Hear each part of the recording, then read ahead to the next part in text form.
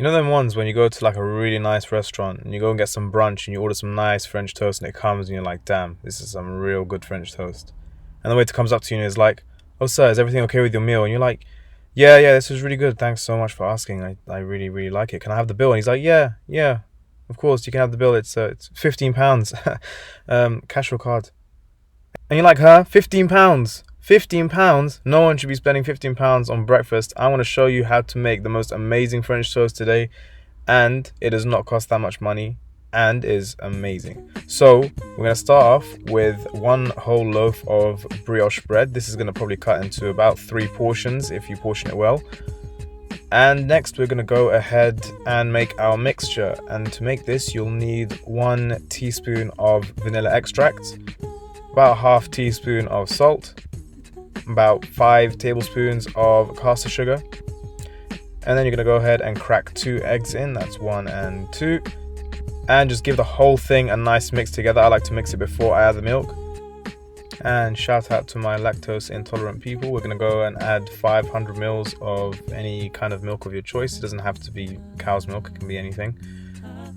And once you've done that, you're going to go ahead and mix it together really thoroughly and set it to one side. Now for the rest of our ingredients, we will need 1 punnet of blueberries, about 250-300 mils of maple syrup, and we're also going to need about 3 tablespoons of chocolate spread. This can be any kind of chocolate spread, it doesn't have to be anything specific.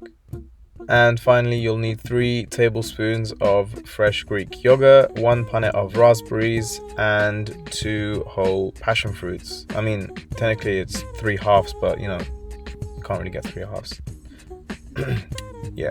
Anyway, go ahead and get a pan and put your blueberries inside. Add your maple syrup right on top and increase the heat to a medium until they look like this. Wow. Let's just admire that for a second.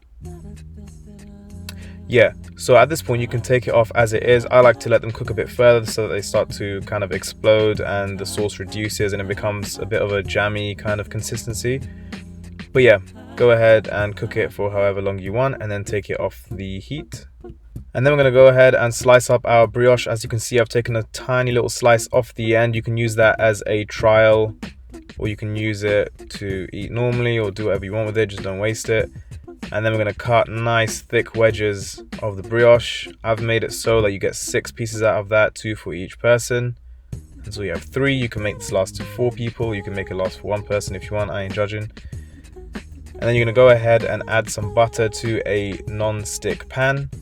I'm going to wait until this butter becomes slightly brown. As you can see, it's just starting to reach that point now. And I'm going to very quickly dunk the bread in. About 1 second on both sides, and then drip off any excess. This is very important so that you're not left with scrambled egg in the pan. As you can see, literally 1 or 2 seconds in the batter. Well, it's not really a batter, but you know what I mean. And we're going to go and pop that in. And I'll just listen to the noise right here for a second.